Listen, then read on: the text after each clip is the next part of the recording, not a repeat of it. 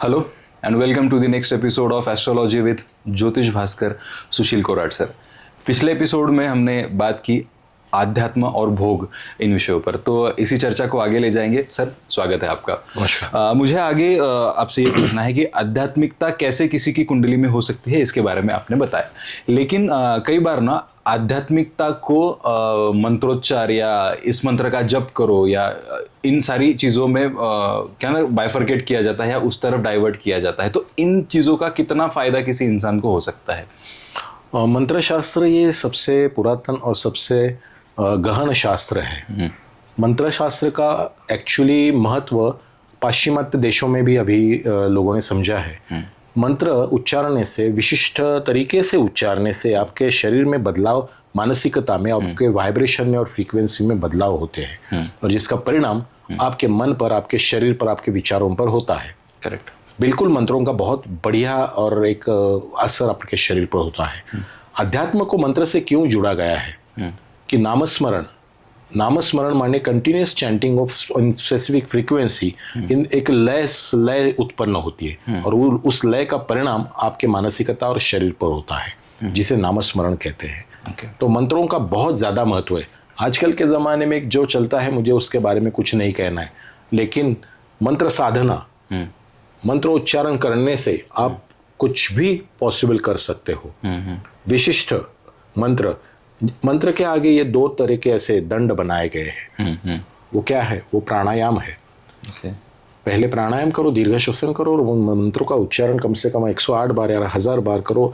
बाद में फिर प्राणायाम करो, वो मंत्र आपके शरीर में एक्टिवेट होने लगता है। मंत्रों का स्ट्रोक्स आपके शरीर के हार्मोन्स पर और आपके ग्लैंड्स पर होता है, जिसे आप चक्र कहो। तो उस चक्र को उद्दीपित करने के लिए, जैसे मूलाधार चक्र के लिए आप ओम गणपतये नमः करो, बिल्कुल करके देखो, यू विल सी। उच्चारण से पहले आप ओमकार का ध्यान क्यों करते हो? क्योंकि वो अनाहत है। ओमकार उच्चारने के लिए आपको किसी भी आहत की जरूरत नहीं है, स्ट्रोक की जरूरत नहीं है। वो अंदर से आने वाला एक जो ध्वनि है।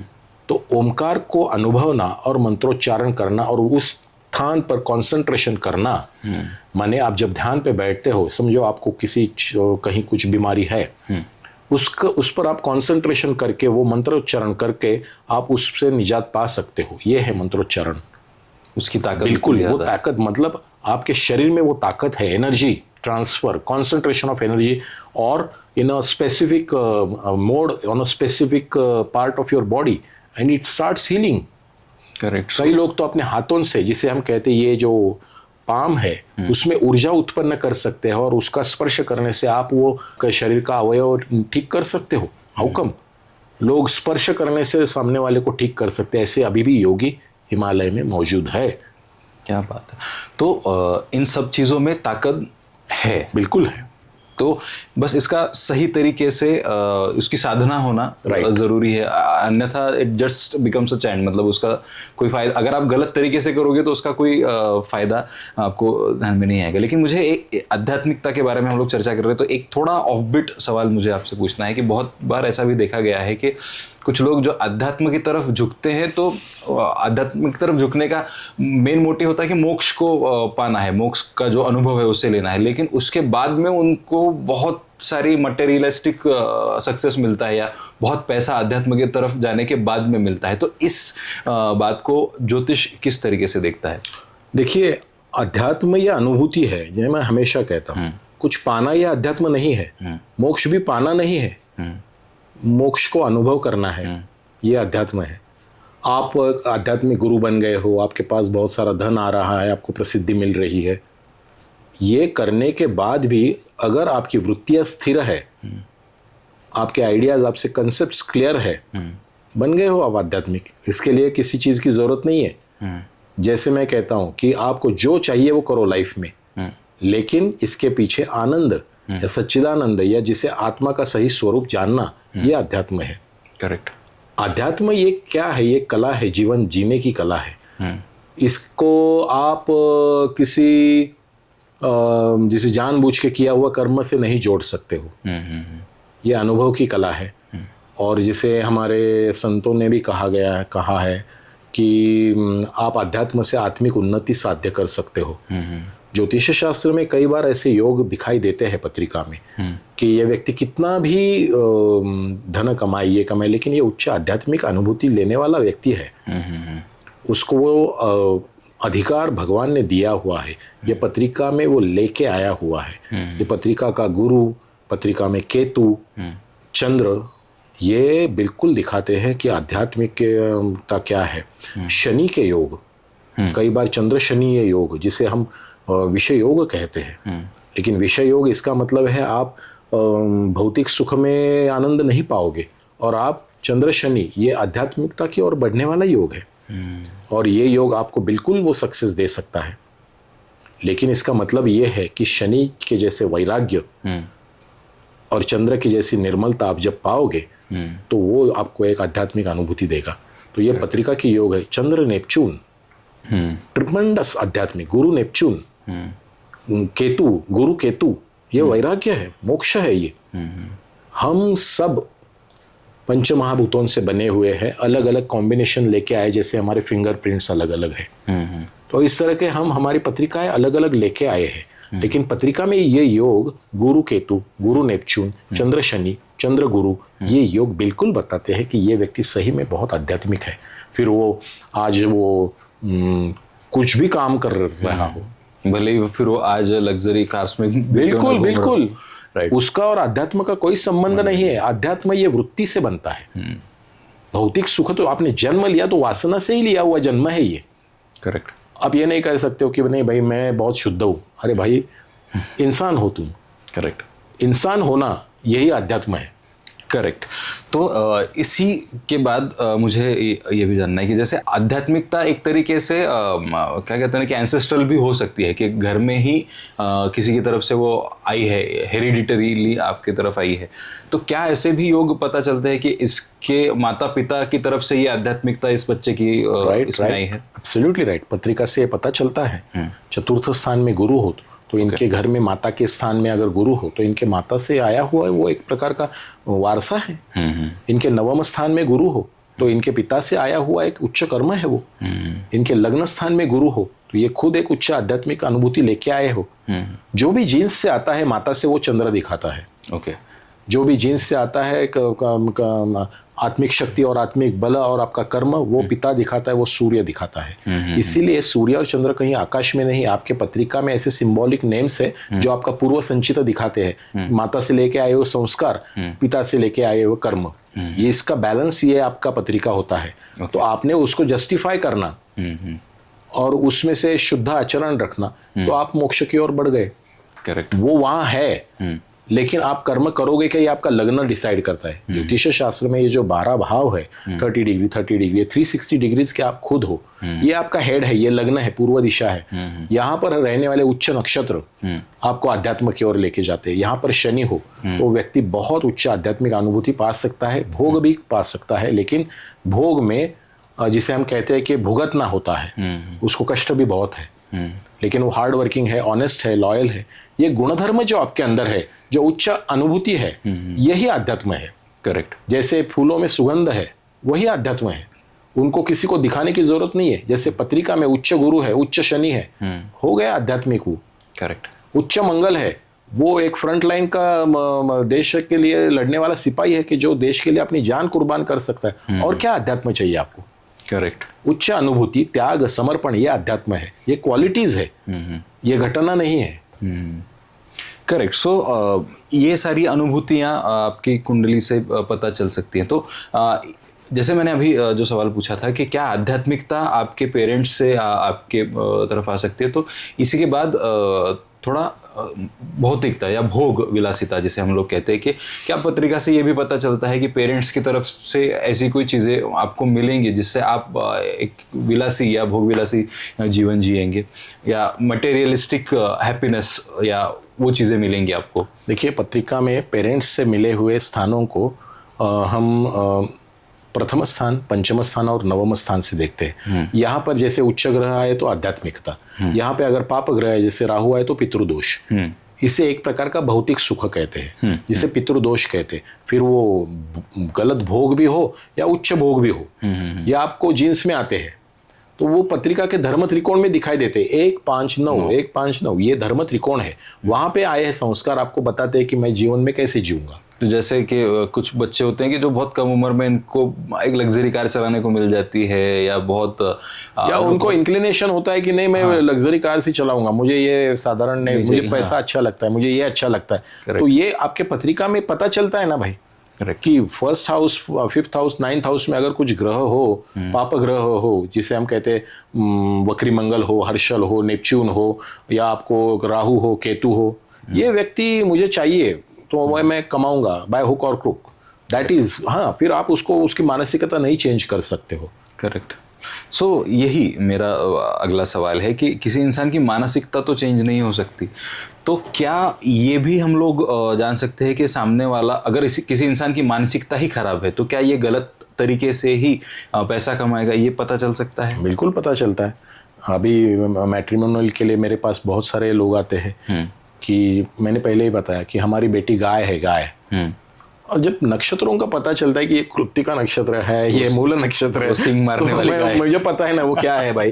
तुम तो कहोगे तुम्हारी लड़की गाय है, ठीक है भाई, मैं I respect her, but please वो बेटे को परेशान मत करो, वो बाकी आगे उसको सिंग गुण मिलन वगैरह पे मत जाओ भाई। मैं कहता हूँ ना, आप दूसरा कोई ढूंढो, क्योंकि ये व्यक्ति सात्विक है। उसके लाइफ में अगर ये लड़की आ गई, गुण कितने भी मिलने दो, 28 मिलने दो, 25 मिलने दो, कुछ भी मिलने दो, लेकिन अगर ऐसे तो उसको जिंदगी भर भुगतना पड़ेगा।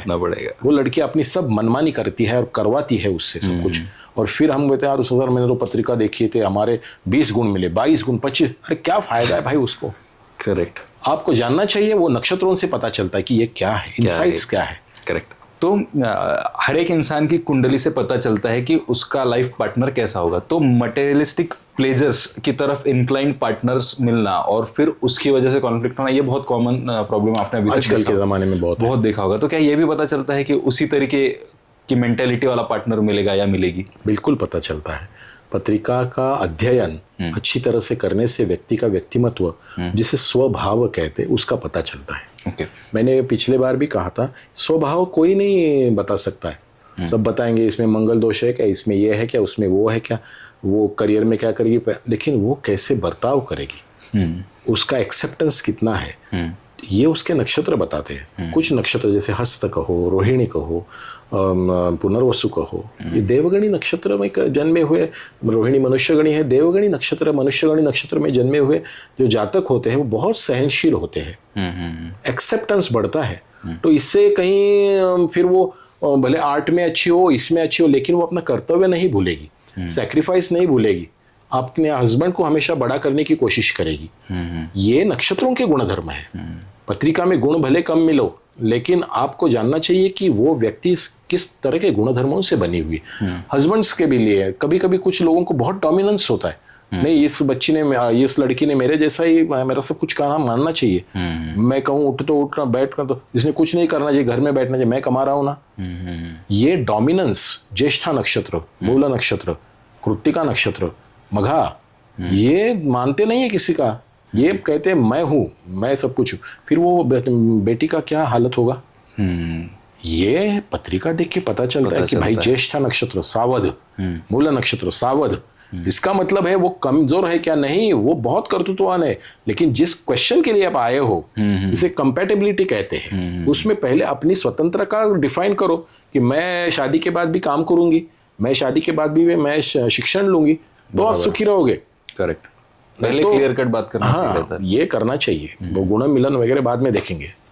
करेक्ट। सो बहुत सारी ऐसी चीज़ें हैं कि जो आप अपनी कुंडली से मतलब बहुत वेल इन एडवांस आप उसके बारे में अलर्ट हो सकते हैं 100%। तो उन चीज़ों को उस सही वक्त पे देख लेना, समझ लेना बहुत ज़रूरी होता है। तो कहने का मुद्दा ये है कि आध्यात्मिकता, भोगविलासिता और आपकी लाइफ के आने वाले जो भी बड़े छोटे डिसीजंस हैं, इन सब के बारे में आपकी कुंडली आपको इनसाइट्स सही टाइम पे दे सकती है। Right. Just the condition is that कि आपने सही टाइम पे सही ज्योतिषी से कंसल्ट करना बिल्कुल ज़रूरी होता है। तो किसी व्यक्ति की कुंडली देख के हम लोग सही समय पे ये अनुमान लगा सकते हैं कि किस फेज में क्या चीज़ें उनके सामने आने वाली हैं। तो इसी को आगे ले जाते हुए बहुत बार ना अलग अलग उपाय बताए जाते हैं, अंगूठी पहनो, ये करो वो करो, और कई बार ये उपाय बहुत खर्चीले भी होते हैं कि जो बहुत सारा पैसा उसमें खर्च होने वाला होता है। तो इसमें कितनी सच्चाई है, कितना इसका फायदा होता है? देखिए, ज्योतिषी ये मार्गदर्शक है। इस बात का एक जिसे हम कहते हैं कि एक बिटर ट्रुथ है कि लोग ज्योतिषी के पास अपने कर्मों से छुटकारा पाने के लिए आते हैं कि ज्योतिषी कुछ कर देगा और मैं इससे मुक्त हो जाऊंगा। ये सबसे बहुत गलत धारणा है। ज्योतिषी कुछ नहीं कर सकता है, वो सिर्फ आपको रीड करके बता सकता है कि आपके कर्म बंधन में क्या है। तो फिर इस उपायों का, विधियों का क्या महत्व है? हर एक विधि, हर एक पूजा पाठ, हर एक चीज़ का ये महत्व है, आप अपने अहंकार को छोड़ के समर्पण करो और अपने साक्षी हो जाओ और अपने कर्मों का आप एक्सेप्टेंस बढ़ाओ कि यस, मैंने ये किया हुआ होगा, इसीलिए मेरे हिस्से में ये आया है और मैं इसे आनंद से भुगतूंगा। इसके लिए दान धर्म करो और उदार अंतःकरण से जीना शुरू करो। ज्योतिषी आपको ठीक कर देगा, ये बिल्कुल गलत है। अंगूठी पहनना है तो पहनो, क्या करना है वो करो, मुझे उससे कुछ नहीं है। लेकिन आप कहोगे वो पहनने से मुझे अच्छा होगा, ये सब कुछ झूठ है। प्लीज। तो बेसिकली आउटसाइडर सॉल्यूशन से ज्यादा इनसाइडर सॉल्यूशंस पे काम करना ज्यादा परफेक्ट जरूरी है। तो मतलब मुझे ये भी पूछना है कि क्या मतलब ये सारी चीजें करने के बाद में क्या लोगों को सच में फायदा होता भी है या नहीं? मेरा बिल्कुल होता है। ओके। नामस्मरण करने से, जैसे चैंटिंग ऑफ श्री राम जय राम जय जय राम, वो आपके वृत्तियों का विलय कर देता है। आपको इम्पैक्ट नहीं होता है, आपको जाके वहीं पे बैंग करना है, लेकिन उसका इम्पैक्ट आपको होता नहीं है क्योंकि आप उसमें सहजता लाते हो। ये इम्पैक्ट आपकी वृत्तियों का विलय होने से होता है। किसी भी प्रॉब्लम को, अगर समझो आपके सामने कोई प्रॉब्लम आ गया, take some pause, change your vibrations, थोड़ा डीप ब्रीथिंग करो, शांत हो जाओ और उसी प्रॉब्लम की ओर देखो, आपको सॉल्यूशन मिल जाएगा। करेक्ट। प्रॉब्लम तो वही है, लेकिन सॉल्यूशन कैसे मिल गया? एंटर करो। किसी भी चीज से भागना ये उसका उत्तर नहीं, उसको फेस करो और उसको भगवान की एक दी हुई अपॉर्चुनिटी समझो कि भगवान ने मुझे जो लाइफ दिया इसमें अपॉर्चुनिटी दी है कि मैं इसको सॉल्व कर सकूं। यश अपयश इसके बारे में मत सोचो। तो भगवद गीता में तो यही लिखा है ना भाई, कर्मण्येव अधिकारस्य कर्म करतो रहो भाई। इसका मतलब यह है कर्म भी इस तरह से करो कि साक्षी मानकर, उसको साक्षी मानकर करो कि जो भी है वो कर रहा है, मैं कुछ भी नहीं हूं। आप माध्यम हो, खाली माध्यम हो और मैं सजग हूं। क्षणों क्षणे कौन्तेय, हर एक क्षण में तूने सजग रहना है, तब आप इसमें विजय पास प्राप्त कर सकते हो। हाँ, मुझे ये चाहिए इसलिए मैं इस गेम को खेलूंगा, हार जाएगा भाई तू। तुझे चाहिए ये तेरी तरफ है, उसको अपने सबकॉन्शियस माइंड में फिट कर दे। यस, मुझे चाहिए, मैं हासिल करूंगा, लेकिन मैं उसी के लिए खेलूंगा। No, go ahead and enjoy your game and you will win. Correct. So actual win is to enjoy the game. नहीं, ये एक्चुअली मैंने मतलब स्पोर्ट्स मेडिसिन में ये एक थेरेपी है कि when you enjoy your game you tend to get better results. Oh, okay. Try hard, but try hard to enjoy the game. जैसे हमारा एक प्रसिद्ध उदाहरण है महेंद्र सिंह धोनी। आप कभी भी देखो, ही एंजॉयज द गेम, निश्चल है, being at the moment and enjoying the game, enjoying the game. और देखो आज कहाँ है वो। सक्सेस फेल्यूर ये मैं ये नहीं इसको ज्यादा महत्व देता हूँ, जितना ये एंजॉय उन्होंने किया है उतना किसी ने एंजॉय नहीं किया है। तो ये फिर अध्यात्म हो गया।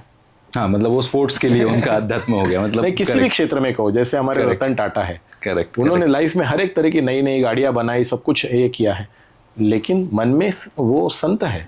करेक्ट। बहुत उच्च व्यक्तिमत्व है। Correct. So basically devotion to your work, correct, that's spirituality. Exactly, उसी को कह सकते हैं हम लोग। हार्ड लाइफ ऐसा नहीं है कि मैं बहुत हार्ड लाइफ कर रहा हूँ, मैं बहुत मेहनत कर रहा हूँ तो मैं सक्सेसफुल हो जाऊंगा। Yes, it is the way of success, but इसके लिए आपके मानसिकता, जिसे हम कहते हैं मैं दिल लगा के काम करता हूँ, मैं मन लगा के काम करता हूँ। मन का जुड़ना, इसका मतलब है भगवान का जुड़ना। करेक्ट। उसमें मन लगाओ, उसमें भगवान लगाओ और आप मुक्त हो गए। यही अध्यात्म है।